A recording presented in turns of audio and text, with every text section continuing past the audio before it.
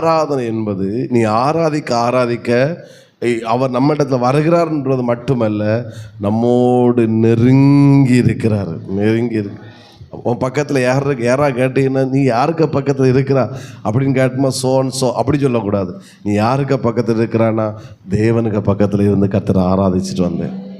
புரியல் நினைக்கிறேன். ஆமேன்னு சொல்லுங்க பார்க்கலாம். ஆராதனை என்பது நம்மை தேவனோடு இணைக்கிறது. ஆராதனை என்பது நம்மை தேவனோடு நெருங்க வைக்கிறது. அப்படின்னா என்ன நடக்கு? நீ அவர்கிட்ட பேச, அவர் ஒன்றை பேச.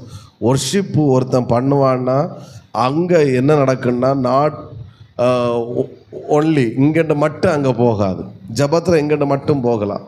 பட் ஆராதனை வரும்போது இங்கேருந்து அங்கே போகும், அங்கேருந்து இங்கே என்ன செய்யும் வரும். எஸ்தர் ராஜாட்ட பேச, ஆமேன்.